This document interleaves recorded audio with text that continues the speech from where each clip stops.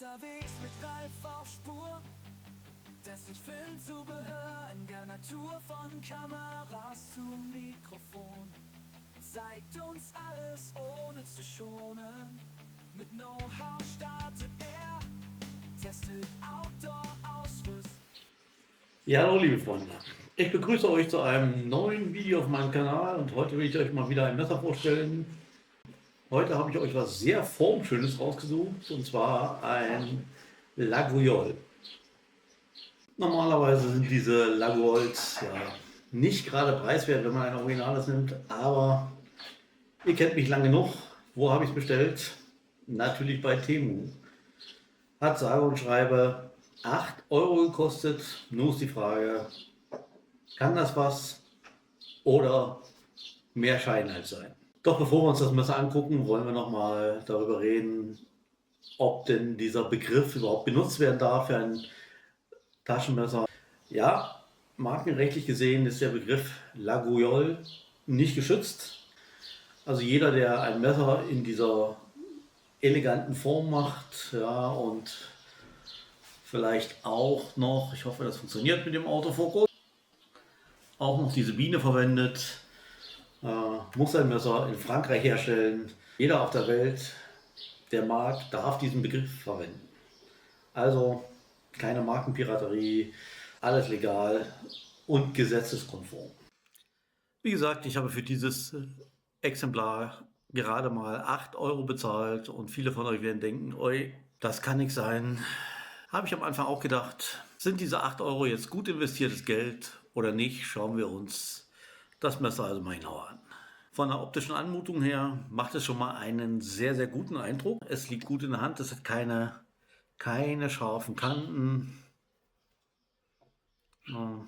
Es hat diese klassischen silbernen Pins an der Seite. Es hat auch die klassische Form. Die Biene ist vorhanden, sowohl oben als auch an der Seite.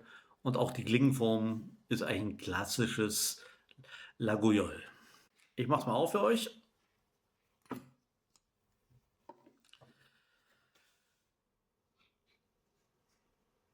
Wie ihr sehen könnt, klassische Clip-Point-Klinge. Die Klingenlänge selber ist 8,5 cm, also 42A-konform. Das Taschenmesser könnt ihr also immer mit euch führen. Was den Werkstoff angeht, ja, ist angegeben, es ist ein Edelstahl. Hier auf der Seite steht eine 440. Ob das stimmt oder nicht, ob das nur eingeprägt wurde, ich weiß es nicht.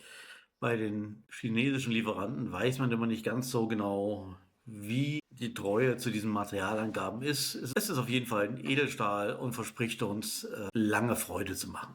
Schauen wir mal nach der Schärfe. Na, so extrem scharf ist es nicht. Keine Sorge, ich weiß, was ich tue.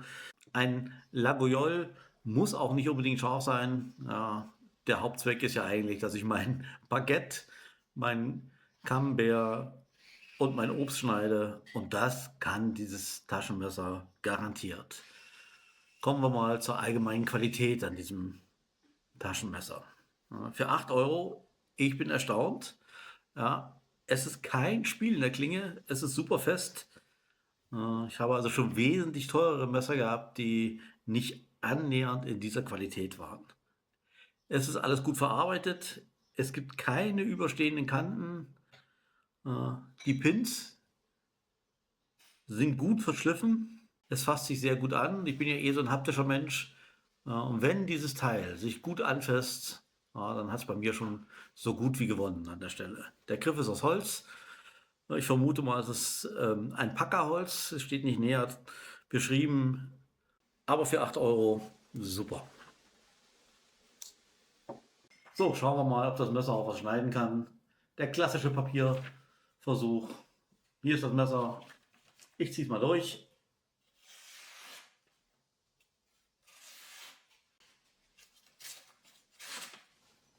So, wie ich schon befürchtet habe, es ist nicht ganz scharf an allen Stellen. Ja, wenn man eine Stelle erwischt, die super scharf ist, funktioniert es auch wunderbar mit dem Schnittfeld. Ja. Aber es gibt hier so eine kleine Stelle. Hier ist genau diese Stelle. wo ich immer so ein bisschen hängen bleibe.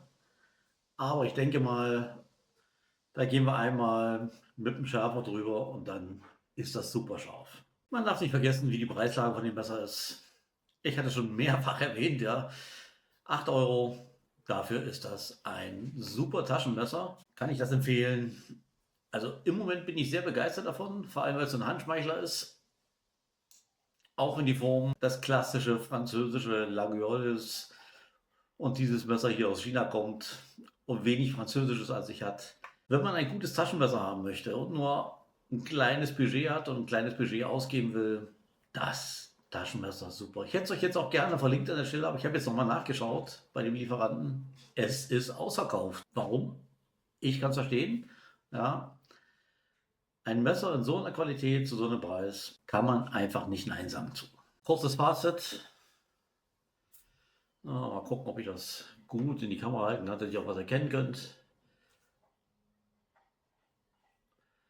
Ja, dieses Laguiole, ich hoffe, das ist überhaupt richtig ausgesprochen, ist für die 8 Euro ein super Taschenmesser. Das kann man immer dabei haben. Es ist 42a-konform. Es ist bestens verarbeitet. Es hat nirgendwo Spiel. Und alles, was ich unterwegs, wenn ich auf meiner Wanderung meine Brotzeit machen will, damit erledigen will, das kann ich mit diesem Messer auf jeden Fall stilvoll tun.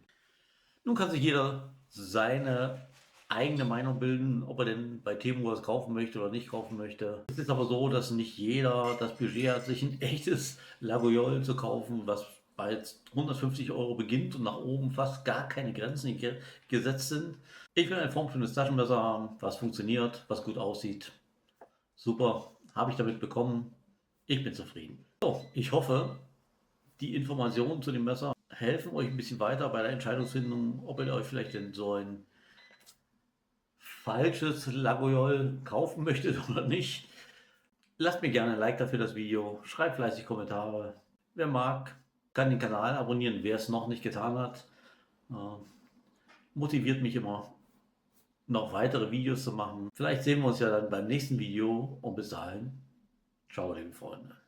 Unterwegs mit Ralf auf Spur, dessen Filmzubehör in Garnitur von Kameras zum Mikrofon. Zeigt uns alles ohne zu schonen. Mit Know-how startet er, testet Outdoor